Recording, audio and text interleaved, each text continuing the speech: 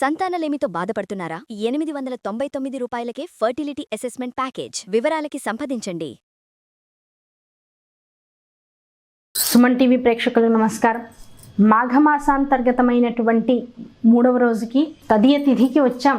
ఇవాల్టి రోజున ఈ మాఘ స్నానము అనంతరం చేసేటువంటి జపతపాదులు, దాంతోపాటు చేసేటువంటి దానము, అనంతరం చేయదగినటువంటి పురాణ శ్రవణానంతరం చేయదగినటువంటి బ్రాహ్మణ భోజన సత్కారము, వీటన్నింటితో కూడుకున్నటువంటి వ్రతము ఏదైతే ఉందో దాన్ని ఎవరెవరు చక్కగా అవలంబించారు, ఎవరెవరు రోజుల్లో చేశారు, ఆ చేసిన వారు ఎలాంటి ఫలితాలను పొందారు, ఎటువంటి పాపాల నుంచి వాళ్ళు విముక్తులైనారు అనేటువంటి విషయాన్ని చక్కగా తెలుసుకుంటూ ఉంటే మనసుకి ఇంకాస్త ధైర్యం వస్తూ ఉంటుంది.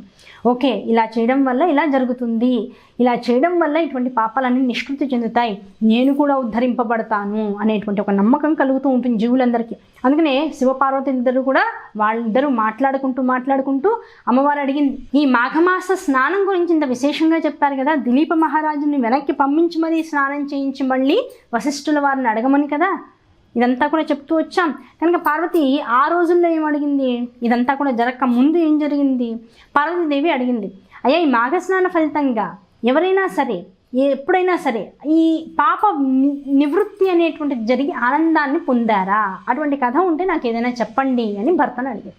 శివుడు వెంటనే చెప్పారు, అమ్మ ఒక కథ ఉంది చెప్తాను, పార్వతి విను, సావధానంగా విను అని చెప్పాడు. ఏం చెప్పాడు, పూర్వం సౌరాష్ట్ర దేశంలో బృందారకం అనేటువంటి గ్రామంలో సుదేవుడు అనేటువంటి బ్రాహ్మణుడు ఉండేటువంటి వాడు. వేదోత్తముడు, పురాణాలన్నింటినీ కూడా కంఠోపాఠంగా చేసుకున్నటువంటి వాడు, అన్ని రకాలైనటువంటి ధర్మశాస్త్రాలను కూడా తెలుసుకున్నటువంటి వాడు, సాంగోపాంగంగా మొత్తం వేదశాస్త్రాన్ని అంతటినీ కూడా ఔపోసనటువంటి పట్టేశాడు. అలాగే అతి ఆచారవంతుడు, అతి శౌచము కలిగినటువంటి వాడు, అలాగే ధర్మాన్ని ఎప్పుడు కూడా తప్పనటువంటి వాడు, ధర్మాచరుడు. కనుక అటువంటి అద్భుతమైనటువంటి ఉత్తమమైనటువంటి సుదేవుడు అనేటువంటి ఆ బ్రాహ్మణుడు ఏం చేశాడు, తనకి ఓ ఆశ్రమాన్ని ఏర్పాటు చేసుకుని ఆశ్రమంలో చక్కగా తన దగ్గరికి వచ్చేటువంటి విద్యార్థులందరికీ కూడా వేద విద్యను నేర్పుతూ ఉండేటువంటి వాడు. అలాగే రాజులందరికీ కూడా, ఏ రాజ్యంలో ఇటువంటి విప్రులు ఉంటారో అటువంటి వారందరినీ కూడా ఆ రోజుల్లో రాజులు పోషిస్తూ ఉండేటువంటి వారు. దాంతో ఈ సుదేవుడు ఎలాంటి వాడు అంటే రాజుల వల్ల పోషింపబడుతూ విశేషంగా తన ఆశ్రమం నిండా ఉండేటువంటి విద్యార్థుల ద్వారా ఐశ్వర్యవంతుడై ఉండేటువంటి వాడట. అటువంటి వాడు నిగర్విగా కూడా ఉండేటువంటి వాడట. కనుక అటువంటి సుదేవుడికి ఏమైంది, ఒక అద్భుతమైనటువంటి సౌందర్య రాశి అయినటువంటి కూతురు ఉందట. ఆమె చక్కగా అక్కడ ఉండేటువంటి ఆశ్రమంలో ఉండేటువంటి పిల్లలందరితో చక్కగా ఆడుకుంటూ ఉండేది, తాను హాయిగా క్రీడిస్తూ ఉండేది, ఆనందంగా పెరుగుతుంది. ఎటువంటి సౌందర్యం అమ్మాయిది అంటే ఇంకా చెప్పడానికి అవకాశం లేదు, అంత సౌందర్యం కలిగినటువంటి అందాల రాశి. ఆ అందాల రాశి ఎలాంటిది అంటే ఆనందంగా ఉండవచ్చు, ఎందుకంటే తన తండ్రి వల్ల ఐశ్వర్యము సమకూరింది, చక్కగా ఆడుకోవడానికి మునిపాలకులందరూ ఉన్నారు, వేదాన్ని అభ్యసిస్తూ ఉన్నారు, ఎటువంటి ఇబ్బంది లేదు, తల్లి ఉంది, హాయిగా జీవితం సాగిపోతుంది, హాయిగా ఉండొచ్చు. కానీ ఆమెలో పూర్వజన్మ వాసనల వల్ల కొంత కుబుద్ధి ఏర్పడుతూ వచ్చింది. అయితే ఈ ఆశ్రమ బాలురందరిలో రోజు పిల్లలకి ఒక్కొక్క పని ఏర్పాటు చేస్తూ ఉండేవారు గురువు గారు. రోజు కూడా హోమము, యజ్ఞము అనేటువంటిది ఆశ్రమ నియమాలలో ఒక నియమం కనుక వాటిని నిర్వహిస్తూ ఉండాలి. ఆ నిర్వహిస్తూ ఉండడం కోసం ఏం చేశారు, రోజుకి ఇంతమంది పిల్లలకి అని చెప్పేసి ఒక్కొక్క పనిని ఏర్పాటు చేసేవాడు. ఓ రోజున సుమిత్రుడు అనేటువంటి వాడిని పిలిచి, ఒరే కుమార, నువ్వు వెళ్ళి అడవిలోకి వెళ్ళి రేపటికి కావాల్సినటువంటి యజ్ఞయాగాది క్రతువులకి ఏదైతే మనకి అవసరం అవుతాయో సమిధలు, అటువంటి సమిధలన్నింటినీ కూడా చక్కగా ఏర్పాటు చేసుకుని అక్కడంతా వెళ్ళి సమీకరించుకుని రా, చీకటి పడకుండా తొందరగా వచ్చేసేయి, లేకపోతే చీకటి పడితే ఏమవుతుంది, అడవుల్లో కాస్త భయపెట్టేటువంటి మృగాలన్నీ కూడా బయటికి వచ్చి తిరుగుతూ ఉంటాయి, కనుక తొందరగా వచ్చేసాయని సుమిత్రుడిని పంపించాడు సుమేధుడు. ఆయన పిల్లవాడు వెంటనే గురువు గారి ఆజ్ఞ అయింది, చిన్నగా ఏదైనా ఆకలి వేస్తే తినడానికి కాస్త అమ్మగారు కట్టించినటువంటి మూటను చక్కగా బొడ్లో పెట్టుకున్నాడు, వేదాన్ని వల్లె వేసుకుంటూ అడవిలోకి బయలుదేరాడు. వేదాన్ని వల్ల వేసుకుంటూ అడవిలోకి వెళ్తున్నటువంటి వాడికి శబ్దం వినపడలేదు, కానీ ఆ పిల్లవాడిని, ఆ యువకుణ్ణి అనుగమిస్తూ వెనకాల ఈ అమ్మాయి కూడా బయలుదేరింది. బంతితో ఆడుకుంటూ నవ్వుకుంటూ వెనకాలే వెళ్ళింది. వెళ్ళిన తర్వాత కొంత దూరం వెళ్ళిన తర్వాత చూశాడు, ఆ అమ్మాయి తనతో పాటే ఉంది, వెనకాలే వస్తుందనేటువంటి విషయాన్ని గమనించాడు. అయ్యో ఇలా వచ్చారేమమ్మా అని అడిగారు. అంటే ఆ పిల్ల వెంటనే చెప్పేసింది, ఇగో ఎవరూ లేనటువంటి స్థలానికి వచ్చాం, ఇక్కడ ఎవరు కూడా మనల్ని ప్రశ్నించేటువంటి వారు లేరు, పైగా ఇక్కడ ప్రకృతి చాలా ఆనందదాయకంగా ఉంది, సమ్మోహనకరంగా ఉంది, నాకు ఎప్పటి నుంచో కూడా నీతో రమించాలనేటువంటి కోరిక ఒకటి ఉంది, నీ అందానికి నేను అంత పరవశురాలని అయిపోయాను, నేను కూడా అందంగానే ఉంటాను, కనుక ఈ సమయాన్ని మనం చక్కగా ఉపయోగం చేసుకుని ఇక్కడ మనల్ని ఎవరూ ప్రశ్నించేవారు అడ్డగించేవారు లేరు కనుక సంభోగ క్రియని చక్కగా చేద్దాము, నాకు నీ యొక్క అనుమతి కావాలి అని వేడుకుంది. వేడేటప్పటికీ వెంటనే మునిబాలకుడు అన్నాడు, అమ్మ చాలా తప్పు, మీరు నాకు గురుపుత్రికలు, గురుపుత్రిక అంటే అర్థం ఏమిటి, చెల్లెలతో సమానం, సోదరితో సమానం, అటువంటి మీ పట్ల నేను ఏ రకంగానూ కూడా తప్పుగా వ్యవహరించడానికి అవకాశం లేదు, అది నాకు మహాపాపాన్ని కలిగిస్తుంది, కనుక నన్ను క్షమించు అని చెప్పేసి ఆ పిల్లని అర్థించాడు. అలా అనేటప్పటికల్లా కాస్త అహం దెబ్బతిన్నటువంటి ఆడపిల్ల, తను అడిగినటువంటి కోరిక తీర్చినటువంటి వాడికి ఎదురువాడు ఉండేటప్పటికీ ఆ పిల్లకి అహం దెబ్బతినేసింది, దాంతో ఏడుపు బాధ రెండూ వచ్చేసి ఏం చెప్పింది, నువ్వు కానీ నేను అడిగినటువంటి కోరికని తీర్చకపోతే ఈ పక్కనే ఉన్నటువంటి తటాకంలో నేను ఆత్మహత్య చేసుకుంటాను పడిపోయి, అలాగే నేను ఎప్పుడైతే చనిపోయానని నా తండ్రికి తెలుస్తుందో వెంటనే ఏం చేస్తాడు, కోపోద్రిక్తుడై నిన్ను శపిస్తాడు, నువ్వు ఇన్నాళ్ళు చదువుకున్నటువంటి వేదం అంతా కూడా, వేద విద్య అంతా కూడా ఎందుకు పనికి రాకుండా బూడిదలో పోసిన పన్నీర్ అయిపోతుంది, జాగ్రత్తగా గుర్తుపెట్టుకో, అలాగే స్త్రీ తనంతట తాను వచ్చి కోరికని కనుక కోరితే, అలాగే బంగారము తనంతట తానుగా లబ్ధి అంటే ఎక్కడైనా పడి దొరికితే, అలాగే అమృతము మన ప్రమేయం లేకుండా కనుక మనకు ఎదురుకుండా గ్లాస్ నిండా కనపడితే ఈ మూడింటిని కూడా త్యజించకూడదు, వాళ్ళని అల్పబుద్ధులు అంటారు. కనుక ఇంత అందాల రాశిని అంటే ఆ అమ్మాయికి అహంకారం అన్నమాట, అది ఇంత అందాల రాశిని నేను వచ్చాను, నిన్ను కోరి వచ్చాను కనుక నన్ను స్వీకరించు అని పదే పదే అర్థించడం మొదలెట్టింది, బెదిరించడం మొదలెట్టింది. దాంతో ఆ బెదిరింపులకు లోనైనటువంటి వాడే, అమ్మో నిజంగానే ఇప్పుడు ఇక్కడ నుంచి నేను వెళ్ళిపోతే ఈ పిల్ల ఏ ఆత్మహత్య చేసుకుందంటే ఇప్పుడు ఎటు కాకుండా నా గురువు వల్ల నేను శాపగ్రస్తుని అయ్యేటువంటి అవకాశం ఉంటుంది, ఎలాగూ గురువు గారికి తెలియదు, తనంతట తానుగా అడుగుతోంది, దీనిలో నా ప్రమేయం చాలా తక్కువ, కనుక తన కోరికని తీర్చేస్తే నేను ఈ శాపం అనేటువంటి దాని నుంచి విముక్తుడనవుతాను, అనవసరమైనటువంటి లంపటంలోకి నేను వెళ్లకుండా ఉంటానని ఆలోచించి తన కోరికను తీరుస్తాననేటువంటి ప్రమాణం చేయడంతో రాత్రి అయ్యేదాకా కూడా చాలా విశృంఖలంగా వాళ్ళు అక్కడ ఆ ప్రదేశంలో చక్కగా సంభోగించి ఒక రాత్రి వేళ అయ్యేటప్పటికల్లా ఇప్పటికన్నా ఇంకా మనం వెళ్ళకపోతే చాలా ఇబ్బంది అవుతుంది, మళ్ళీ గురువు గారు వేరే శిష్యులతో పాటు వచ్చేటువంటి అవకాశం ఉంటుంది కనుక గబగబా సమిధులన్నింటినీ కూడా ఓ చోటుకి తెచ్చుకుని ఇద్దరు కూడా గురువు ఆశ్రమానికి వెనకాలకి తిరిగి వచ్చారు. వచ్చేటప్పటికి చాలా ఆలస్యం అయిపోవడంతో గురువు గారు అడిగారు, సమిధలు చాలానే తెచ్చావు, చాలా ఆనందం, కానీ ఇంత రాత్రి దాకా తిరగొద్దని చెప్పాను కదా అని శిష్యుడిని మందలించి పంపించేశాడు. అమ్మాయి కూడా వెళ్ళింది అని తెలుసుకుని, అమ్మ అలసిపోయి ఉంటావు, ఇంత దూరం నడిచి వచ్చావు, ఎందుకమ్మా నీకు ఈ కష్టం అని చెప్పేసి కూతుర్ని లోపలికి పంపించి చక్కగా అన్నాదికాలు పూర్తి చేసి అమ్మాయిని చక్కగా పడుకోబెట్టుకున్న, పిల్ల అంటే అంత ప్రేమ.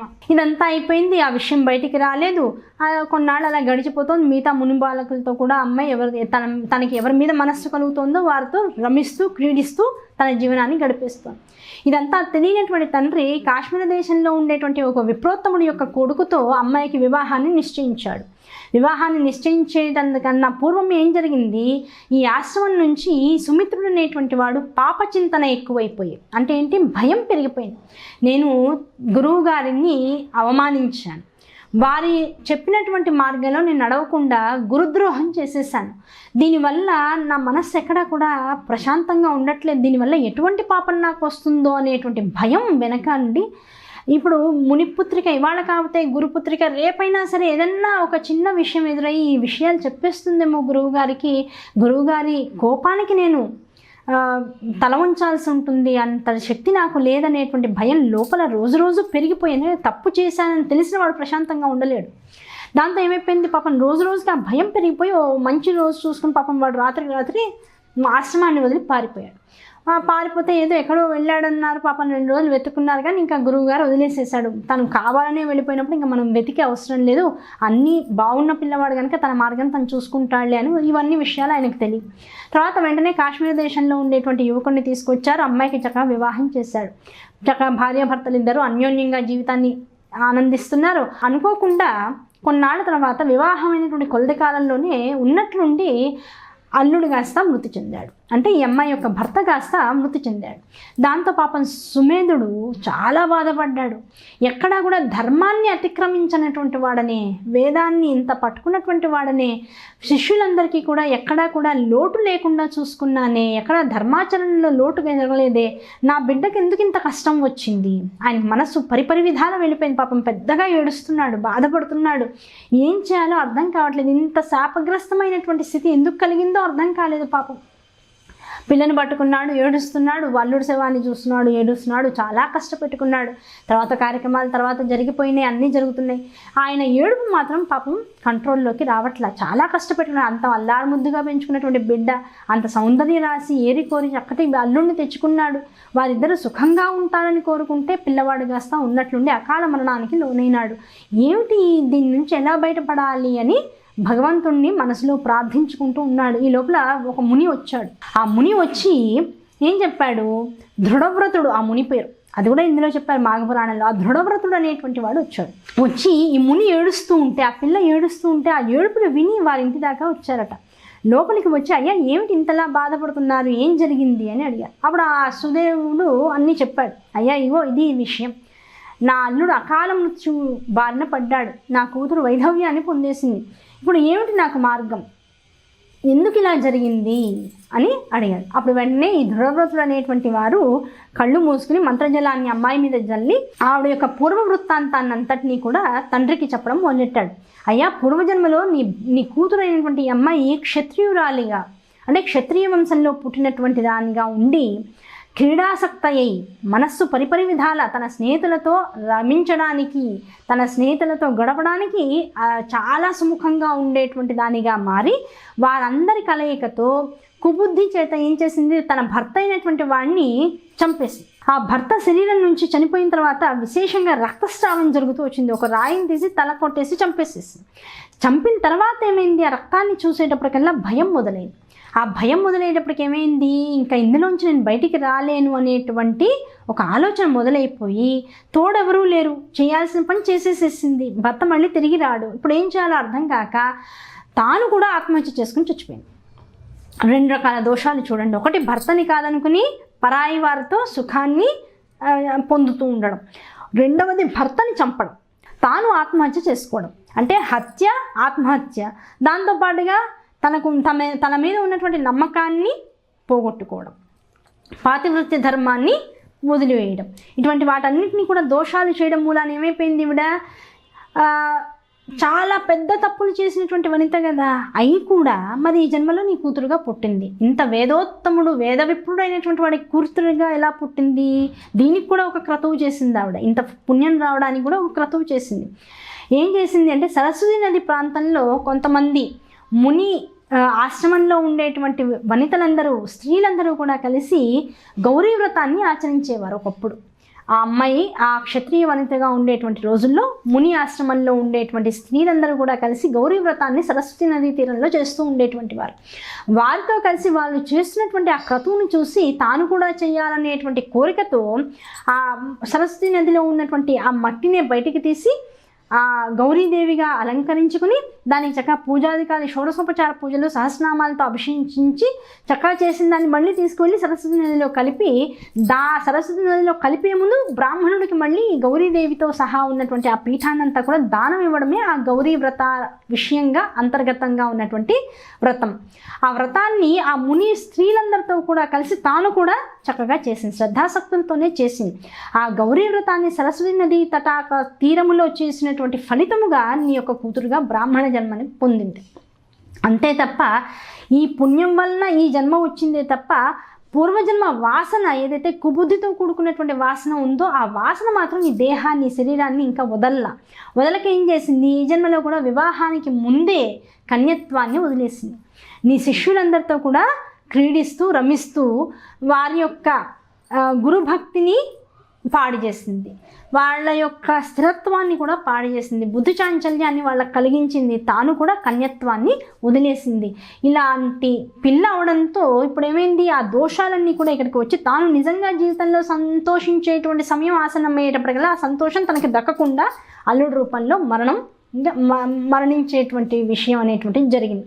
కనుక దీన్నంతా జాగ్రత్తగా కనుక మనం పరిశీలించినట్లయితే ఈమె పాప సంచితురాలు, కనుక పాపాన్ని చేసింది అని చెప్పి ఆపేశాడు. ఆపేటప్పటికల్లా ఇదంతా కూడా విన్నటువంటి పాపం ఆ సుదేవుడు ఏం చేశాడు, విపరీతంగా బాధపడ్డాడు.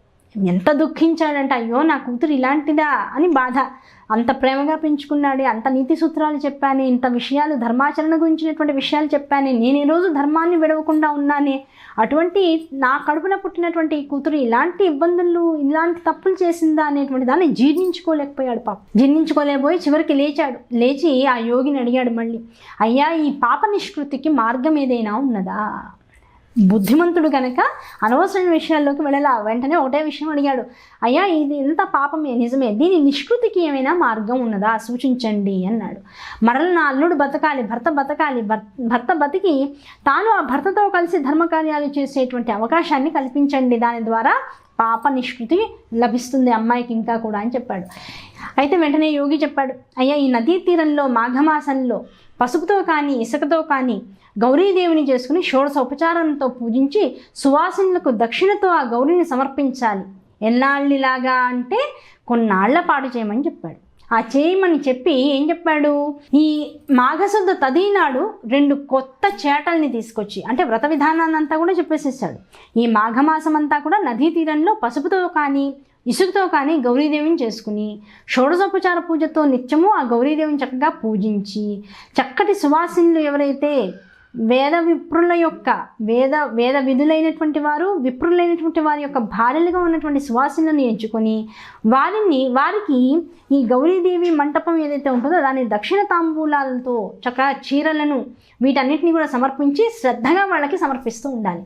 అలాగే మాఘశుద్ధ తదియ వచ్చినటువంటి రోజున 2 కొత్త చేటల్ని తీసుకొచ్చి ఆ చేటల మీద చక్కగా చేట వాయనం అంటారు, దాని మీద చక్కగా చీర, రేవికల గుడ్డ, దాంతోపాటుగా సుమంగళ ద్రవ్యాలు, మంగళసూత్రము, నల్లపూసలు, కాలి మెట్టలు, పాము కోళ్ళు అంటూ ఉంటారు వాటిని, దాంతోపాటుగా సుగంధ ద్రవ్యాలు, శరీరానికి పూడ్చుకునేటువంటి అత్తరు లాంటి వాటిని, అలాగే నోటిని ఎప్పుడు కూడా సువాసన భరితంగా ఉంచేటువంటి లవంగాలు, యాలకులు లాంటి సుగంధ ద్రవ్యాలతో పాటు కూడుకున్నటువంటిది, అలాగే జుట్టుకు పూసుకునేటువంటి నూనె కూడా పరిమళ భరితమైనటువంటి నూనెను ఉంచి, మళ్ళీ కేశాలంకరణ చేసుకోవడానికి దువ్వెన నుంచి, ఆ కేశాలంకరణ తర్వాత పెట్టుకునవలసినటువంటి పూలను కూడా అందులో ఉంచి, కళ్ళకు కాటుక, అలాగే పెట్టుకోవడానికి సింధూరము, చక్కగా సుగంధ ద్రవ్యాలతో చేసి కుంకుమాది తైలాలతో చేసినటువంటి కుంకుమ, ఇటువంటి వాటన్నిటిని కూడా చక్కగా చేటలో ఉంచి దాని మీద ఇంకో చేటను మూసి 7 మంది సువాసినులను పిలిచి ఆ 7 మందికి కూడా ఈ చాట వాయనం ఏదైతే ఉంటుందో దాన్ని చక్కగా సమర్పించి వారందరికీ కూడా ఒక చోట కూర్చోపెట్టి వారి చుట్టూతా 7 ప్రదక్షిణాలు కనుక చేసినట్లయితే అప్పటికి ఇలా చేయగా పాప నిష్కృతి లభిస్తుంది. వాళ్ళకి పైగా ఈ సువాసినులందరికీ కూడా షడ్రసోపేతమైనటువంటి భోజనాన్ని కూడా సమర్పించాలి. ఇలా కనుక చేసినట్లయితే ఆమె భర్త జీవిస్తాడు. ఆ తర్వాత వారిద్దరి యొక్క జీవనము కూడా ధర్మబద్ధముగా, ఎటువంటి జీవనాన్ని గనక గడిపితే మరల పాపచింతన వైపుకు మనస్సు వెళ్లకుండా ఆపుతుందో అటువంటి ధర్మబద్ధమైనటువంటి జీవితాన్ని చక్కగా అవలంబించేటువంటి స్థితిగతుల్ని వాళ్ళు పొందుతారు అని చెప్పారు. ఇలా ఈ విషయాన్ని, అంటే ఇప్పుడు నేను చెప్పినటువంటి వ్రత విషయాలు ఏవైతే ఉన్నాయో వీటిని నిజంగా భర్త గలగలేకపోయినా కనుక పూర్వసువాసిని కనుక చేసుకుందనుకోండి, ఆవిడ విష్ణులోకాన్ని చేరుతుంది. అలాగే మాఘమాసంలో గౌరీ వ్రతాన్ని ఆచరించిన సువాసిని చిరకాలము కూడా మాంగళ్యాన్ని పొంది సౌభాగ్యవతిగా జీవిస్తూ ఉంటుంది. పిచ్చివారైనటువంటి వారు, మూర్ఖులైనటువంటి వారు కనుక ఇటువంటి గౌరీ వ్రతాన్ని చూసినా, ఆ గౌరీ వ్రతం చేసినటువంటి ఆ క్షేత్రంలో వాళ్ళు కాసేపు వాళ్ళు నిలబడ్డా వాళ్ళకి ఆ మూర్ఖత్వము, పిచ్చితనము కూడా పోతుందట. మాఘ స్నానం కనుక అలాంటి వాళ్ళకి చేయించినట్లయితే వారు ఆ పిచ్చితనం నుంచి, మూర్ఖత్వం నుంచి కూడా బయటకు వచ్చేస్తారట. సంపూర్ణ శ్రీహరి అనుగ్రహాన్ని పొందుతూ ఉంటారు. కనుక ఇవన్నీ చెప్పి ఆ యోగి ఏం చెప్పాడు, నీ కూతురు ఎటువంటి ఇబ్బందికరమైనటువంటి పనులు చేసిందో ఇప్పుడు నీకు తెలిసిపోయింది కనుక ఆ పిల్లతో శ్రద్ధగా, దీక్షగా ఈ మాఘమాసం అంతా కూడా ఈ వ్రతాన్ని ఆచరించేలా చెయ్యి, దగ్గరుండి అన్నీ కూడా చేయించు. ఈ గౌరీ వ్రతాన్ని, కాత్యాయని వ్రతాన్ని కూడా ఆచరింపచేయి. ఇలా చేసిన కొంతకాలానికి ఆమె భర్త సజీవుడుగా లేచి వస్తాడు. సకల భోగాలు సుఖాలు కూడా అనుభవించి చివరికి వారు స్వర్గాన్ని కూడా అధిరోహిస్తారు. కనుక నమ్మకంతో చెయ్యి అని చెప్పి యోగి ఆశీర్వదించి వెళ్ళిపోయాడు. వెంటనే ఈ సుదేవుడు ఏం చేశాడు, శ్రద్ధగా కూతుర్ని కూడా మందలించి, అమ్మ ఇవన్నీ కూడా పాపకార్యాలు, మనల్ని పాపలంపటంలో పంపించేటువంటి కార్యాలు, జీవి జన్మోద్ధరణ కోసం ఉపయోగించాలే కనుక ఈ జన్మని ఇలాంటి సుఖ లాలసల కోసం భోగభాగ్యాల కోసం ఇలా వేస్ట్ చేయకూడదు అనేటువంటి ధర్మబద్ధమైనటువంటి విషయాల్ని పిల్లకి పదే పదే పదే పదే చెప్పి ఆమె మనస్సుని చక్కగా ధర్మం వైపుకి నడిపించి మాఘమాసం 30 రోజులు కూడా ఈ గౌరీ వ్రతాన్ని, కాత్యాయని వ్రతాన్ని ఆమెతో చేయించి చక్కటి తాంబూల దక్షిణాదులతో కూడుకున్నటువంటి చాటలను ఉన్న ఆమెతో ఇప్పించి నిత్యము కూడా ముత్తైదుల చుట్టూతా వారినే గౌరీ స్వరూపంగా భావిస్తూ ప్రదక్షిణలు చేయిస్తూ వ్రత జప దాన దాంతోపాటుగా తపో స్నానాది మార్గాల్ని ఎంచుకుని చివరికి అల్లుడు పునర్జీవితుడై వచ్చేలా చేసుకుని వారిద్దరూ సుఖజీవనాన్ని అనుభవిస్తుంటే చూసి తాను ఆనందాన్ని అనుభవిస్తూ స్వర్గారోధి అయి చివరికి పిల్లలిద్దరూ కూడా స్వర్గాన్ని అధిరోహించేటువంటి సమయాన్ని ఆ స్వర్గంలో తాను సూక్ష్మ శరీరంతో ఉండి కూడా వీళ్ళని ఇలా గమనిస్తూ ఆనందాన్ని చివరిగా పొందాడు. కనుక ఈ కథ వల్ల మనం తెలుసుకోవలసినటువంటిది ఏమిటి అంటే శ్రద్ధ అన్నిటికన్నా ముఖ్యం. ఎటువంటి పాపమైనా సరే దాని యందు ఇది పాపం అనేటువంటి చింతన లేకుండా చేసేసినా సరే అటువంటి పాపాన్ని సమూలంగా పూకటి వేళ్లతో పైకి లాగేయగలిగినటువంటి శక్తి మాఘస్నాన ఫలితంలో ఉంది. మాఘమాసంలో చేసేటువంటి దానము యందు ఉంది. మాఘమాసంలో చేసేటువంటి ఏదేని వ్రతము ద్వారా అటువంటి ఫలితాన్ని మనం పొందవచ్చు. కనుక స్నానము, దాని తర్వాత చేసేటువంటి నమస్కార అర్ఘ్యాదులు, తర్వాత చేసేటువంటి దానము తర్వాత చేసేటువంటి తపో ధ్యానములు అనేటువంటివి ఈ 5 క్రతువుల ద్వారా జీవుడు పాప నిష్కృతిని మొత్తం సమూలంగా పొందినటువంటి పాపాలన్నింటి నుంచి కూడా నిష్కృతి పొందేటువంటి అవకాశమే కాకుండా స్వర్గాన్ని, మోక్షాన్ని, ముక్తిని కూడా పొందేటువంటి అవకాశాన్ని పొందుతాడు. కనుక ప్రతి వాళ్ళు కూడా ఏదో పాపం చేశాం, పాపం నుంచి నిష్కృతి పొంది మళ్ళీ పాపం చేయొచ్చు అనేటువంటి ఆలోచనతో కాకుండా మరి పాపం చింతన లేకుండా ఉండేటువంటి ఆ సద్బుద్ధిని కూడా ఈ మాఘస్నానం అనేటువంటిది మనకి కల్పిస్తుంది. కనుక ప్రతి వాళ్ళు ఈ విషయాల్ని తెలుసుకుంటూ ఈ విషయాల్లో ఉన్నటువంటి అంతర్గతమైనటువంటి రహస్యాల్ని తత్వవిచారణ చేస్తూ ఈ తత్వవిచారణ ద్వారా కలిగినటువంటి ఆ బుద్ధి ఏదైతే ఉందో దాన్ని పరమేశ్వరి పాదాల దగ్గర పెట్టేసి, అమ్మ ఈ జన్మకి ఈ మాఘస్నాన ఫలితం అనేటువంటి దాన్ని సంపూర్ణంగా ఈ జీవుడు ఎన్నాళ్ళు ఉంటారో అన్ని సంవత్సరాల పాటు కూడా ఈ జీవుడితో చేయిస్తూ ఉండమనేటువంటి ఒక వినతిని కోరుకుంటూ ఆ తల్లి పాదాలకి మనసా శిరసా వరుస నమస్కరించుకుంటూ చక్కగా ముందుకు నడుస్తూ ఉండాలి. ఈ మాఘ పురాణాంతర్గతమైనటువంటి 3వ అధ్యాయాన్ని ఇవాళ పూర్తి చేసుకున్నాం. మళ్ళీ రేపటి భాగంలో 4వ అధ్యాయంలోకి వెళ్దాం. అంతవరకు అందరికీ కూడా నమస్కారం.